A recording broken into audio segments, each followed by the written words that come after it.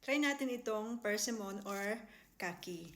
Dahil caregiver ako at nagtatrabaho ko sa nursing home, kapag dumami yung mga pasyente, ang tawag namin doon ay, uy, dumami yung pasyente.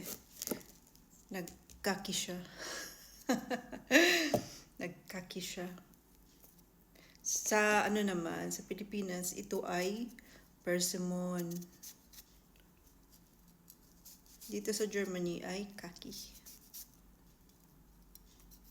Tanggalin lang natin yung balat kasi yung iba kinakain yung balat, pero matigas siya. Alam niyo ba na masarap ito kapag yung hinog na as in sobrang lambot? Lasang siya, parang cheese. Kaya lang yung cheese kasi creamy yun eh. Alam niyo yung cheese, kulay orange din na prutas. Creamy yun. Meron parang konting kalasa niya is mangga din, pero mangga kasi medyo maasim. Ito naman hindi.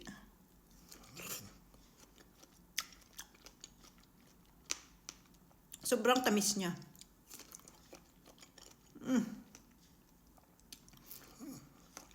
Sarap.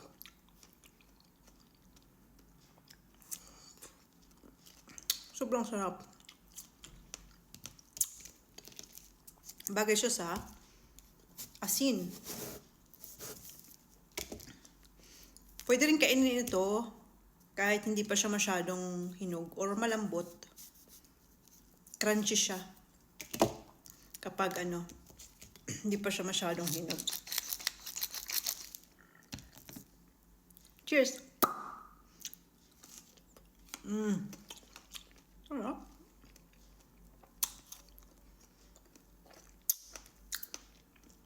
Ang season nito dito sa Germany ay mga October to January.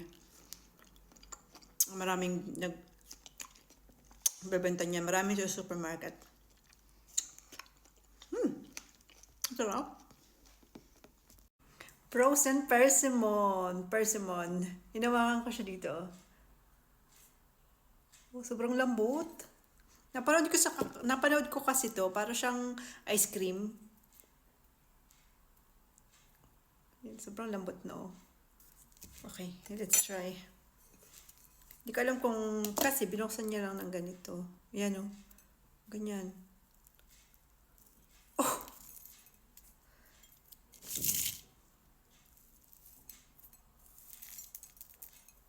Ayan. Okay lang pala kahit lang. Hindi na gamitan ng kutsilyo. Wow! Try nga natin kung lasang ice cream talaga siya. Ang lamig!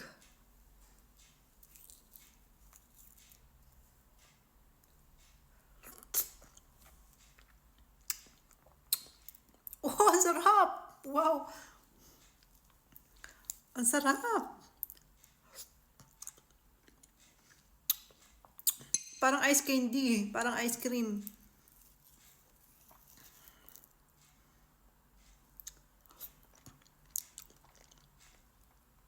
Yung texture niya parang sa ice candy.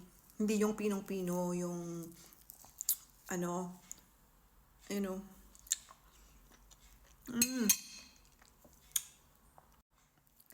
I-end ko na sana yung video, pero pagpatuloyin natin yung pagmukbang kasi ang sarap.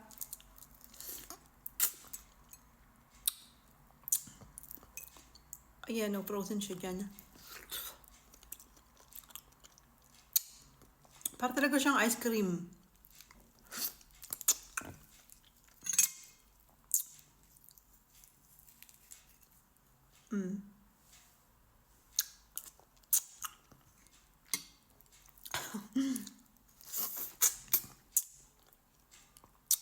Ice cream, ice candy.